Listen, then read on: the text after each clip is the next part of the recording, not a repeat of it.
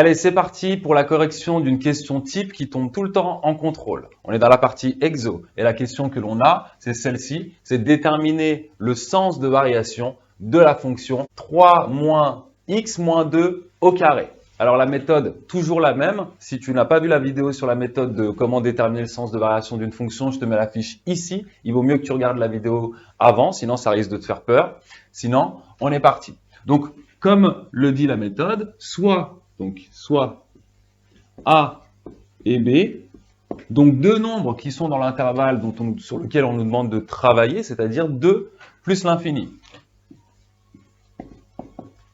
Et tel que A soit plus petit que B. Tu prends toujours A plus petit que B. L'important, c'est de savoir si l'ordre est conservé ou non. Donc, on a f de A moins f de B. Donc, f de A, c'est x a été remplacé par A. Donc, tous les x, tu les remplaces par A. Donc, ça nous donne 3 moins. Donc, le x se remplace par A. Ça donne ça.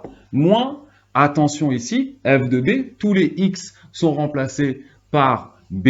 Donc, ça donne, mais là, je vais faire exprès de faire l'erreur. D'accord? Mais il ne faut surtout pas faire ce genre d'erreur. Je te l'ai déjà dit plusieurs fois.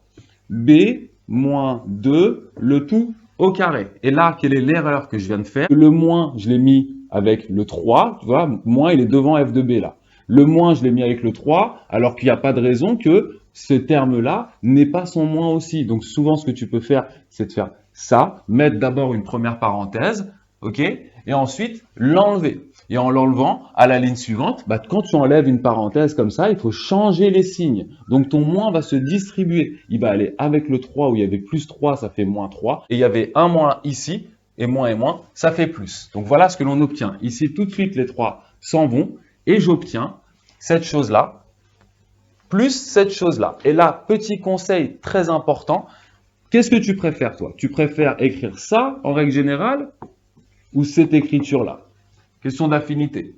Normalement, c'est ça que tu préfères. Ce qu'il faut toujours faire, c'est essayer d'avoir le nombre avec un plus devant et le nombre qui a un moins derrière. Toujours. Donc ici, regarde, c'est le même cas de figure. Celui-ci, il y a un signe négatif devant. Celui-ci, c'est un signe positif devant. Donc ce que je vais faire, c'est que je vais changer leur ordre. Ça ne change absolument rien au calcul ni à la valeur. Voilà. Hop, hop, hop, hop. Voilà. C'est mieux. Tu feras moins d'erreurs. Et là, en fait, tu dois voir les choses là. Il faut que tu te dises, mais qu'est-ce que je constate? Qu'est-ce que j'ai devant moi? Ici, tu as une identité remarquable. Regarde. Tu as quelque chose qui est au carré, moins quelque chose d'autre au carré. Donc, ça, je te le remets ici, avec des grands X et des grands Y. Tu sais, depuis la troisième, que si tu as une chose comme ça, x au carré moins y au carré, ça va te donner x moins y facteur de x plus y. Donc, on va appliquer cette identité remarquable avec ces deux termes. Donc, ça, b-2, c'est mon x en fait. a-2, c'est mon y. Donc, ça fait x moins y. b-2, moins, et regarde là, je vais encore une fois faire l'erreur. Parce que ce qu'il ne faut pas écrire, c'est ça. Parce que ton moins, qui est là, ce moins-là, qui est le moins qui va avec y, tu l'as donné que à a. Et le moins 2, tu ne lui as pas donné son moins. Voilà ce qu'il faut faire. Mais tout ça, normalement, tu as l'habitude quand même. Parce que c'est des chapitres qu'on fait en fin d'année, en fin de seconde. Donc, tu devrais quand même savoir. Mais quand même, il faut toujours faire attention. Donc, b moins 2, plus cette fois, plus, et donc là, il n'y a pas de problème de signe, a moins 2. Là, je fais mes simplifications. Regarde, ça simplifie. Et ça fait moins 4. Donc, b moins a, facteur de b plus a moins 2. Moins 4. Hop là. Voilà. Ok. Donc là, en fait, qu'est-ce qui s'est passé? La méthode nous dit étudie le signe de cette chose-là. Pourquoi est-ce que ici, je n'ai pas étudié le signe de cette différence-là? Parce qu'en fait, les signes des différences, tu ne les maîtrises pas. Personne ne les maîtrise. C'est que là, tout de suite, juste comme ça, c'est compliqué de dire quel est le signe de cette différence. Toi, ce que tu maîtrises, c'est le signe des produits ou des quotients. Moins sur moins, ça fait plus. Plus fois moins, ça fait moins, etc. Mais qu'est-ce que tu peux dire d'une chose positive? Je te signale qu'elle est carrée. Donc quelque chose au carré, c'est toujours positif. Je te mets d'ailleurs la fiche ici sur la fonction de référence, la fonction carré. qu'on étudie dans ce chapitre. Donc ici, tu as quelque chose qui est au carré, donc positive, moins quelque chose d'autre qui est positive. Mais une chose positive moins une chose positive, bah, tu ne peux pas me dire tout de suite que ça fait positif ou négatif, etc. Tu ne peux pas me dire ça. D'accord? Alors que quand c'est des produits ou des quotients, là, tu peux le dire. Et c'est pour ça qu'à cette étape-là, on ne s'est pas arrêté, on a continué, on a factorisé au maximum. Et là, regarde ce qu'on va écrire. B-A, qu'est-ce que tu sais de B-A? De quel signe c'est B-A? B-A, j'affirme que c'est positif. Pourquoi? Parce que A, il est plus petit que B, ou B est plus grand que A. Donc B moins A, c'est positif. Et ici, tu mets pourquoi? Car B est plus grand, oui, que A. Ok, ça c'est fait. On sait que ce terme-là, il est positif. Maintenant, l'autre terme, celui-ci. Celui-ci là. B plus A moins 4. Alors souvent, vous faites l'erreur, vous allez regarder encore là.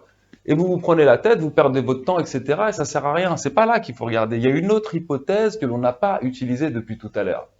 C'est laquelle? C'est celle-ci. A et B, les deux sont plus grands que 2. Les deux sont plus grands que 2. L'un est plus grand que 2 et l'autre aussi.